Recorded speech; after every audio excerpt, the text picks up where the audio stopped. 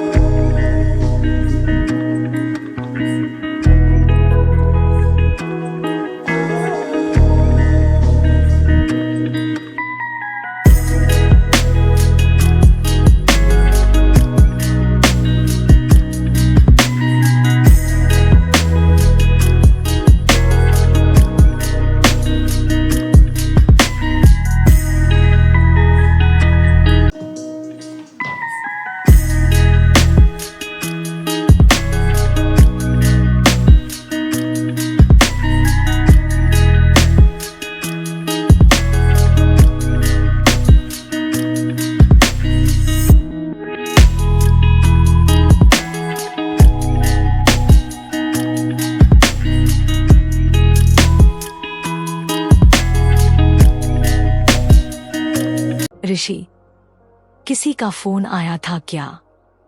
बताओ ना। हाँ, तुम्हारे ताइक्वांडो क्लास से था। ये तुम्हें जाना चाहिए। क्या कह रहे हो? मुझे कहीं नहीं जाना। तुम्हें तो मन करता है यही पीट दूं। अरे तुम शेर नहीं हो, तुम्हें डरने की जरूरत नहीं है। मैं खुद तुम्हें ड्रॉप कर दूंगा। जाओ बिंदास। अरे बाबा, मैं डरती नहीं किसी से। बस मूड नहीं हो रहा है। अरे मूड वूड छोड़ो, कुछ नहीं होता है। तुम जाओ, अच्छा लगेगा। अपने लिए नहीं तो मेरी खातिर चले जाओ। नहीं, मैं क्यों मानूं तुम्हारी बात?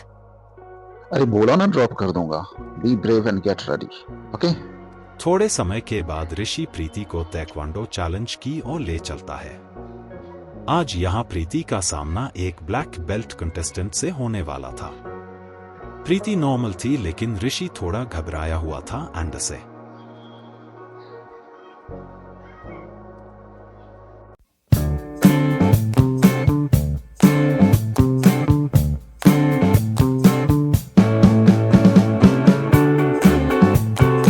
प्रीति ताइक्वांडो प्रैक्टिस के लिए जाती है, बट उसको अपने ही एक को ट्रेनी से चैलेंज मिल जाता है। अब प्रीति को तो आप जानते हैं, वो कहाँ चुप रहने वाली थी। फिर तो वही हुआ जिसकी अपेक्षा थी।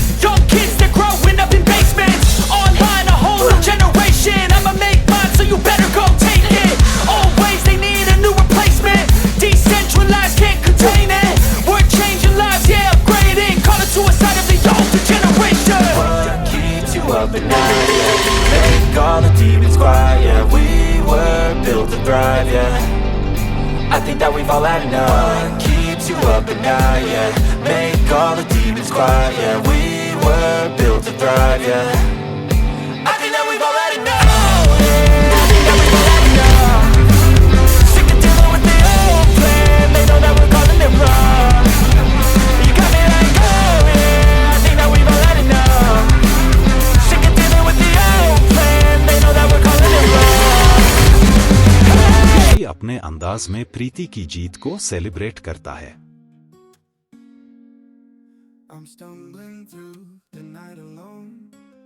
यू आर अमेजिंग, जादू हो तुम।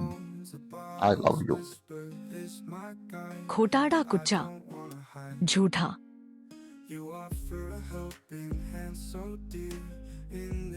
ऋषि के डैड प्रीति से मिलते हैं।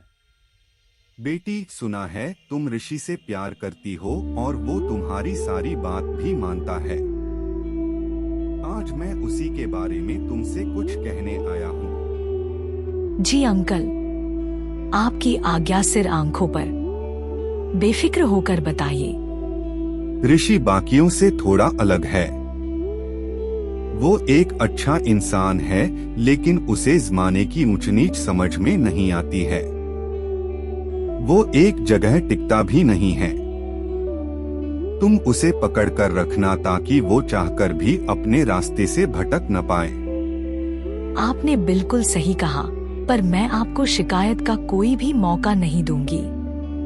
भरोसा रखिए। ऋषि के डैड इलाहाबाद हाई कोर्ट में एक खतरनाक केस की पैरवी कर रहे थे। आज सुनवाई का अंतिम दिन था।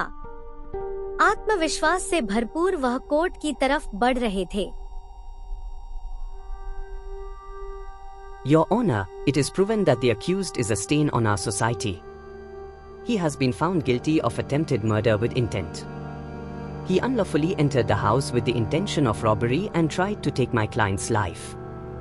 Therefore, under sections 307 and 400 of the IPC, the accused should be sentenced to 10 years of rigorous imprisonment. That's all, my lord. तमाम दलीलों एवं सबूतों के आधार पर मुजरिम को 10 साल की सजा हो जाती है, जिसे उनके सरपरस्त बर्दाश्त नहीं कर पाते हैं।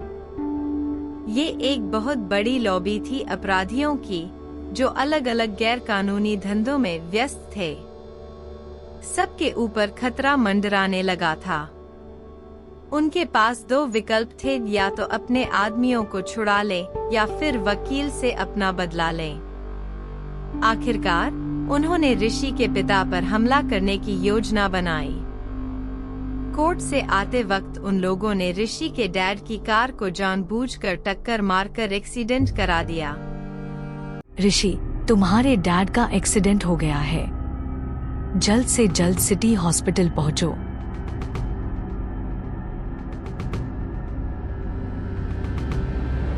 ऋषि को डैड के एक्सीडेंट के पीछे की साजिश का पता चल जाता है। उसकी आंखों में मानो अंगारे उतर आए हों। वो गुस्से से पागल हो गया था।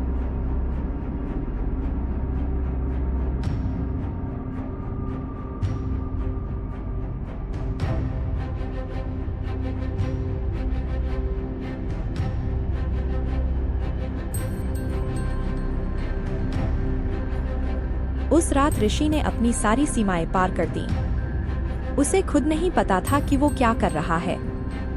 उस रात का सच कभी बाहर नहीं आया, या फिर यूं कहें, बाहर आने नहीं दिया गया। ऋषि अपने मन की करता रहा, पर किसी ने भी उसका चेहरा नहीं देखा। उसने सिर्फ एक ही बात कही, या तो होता है या फिर नहीं होता है।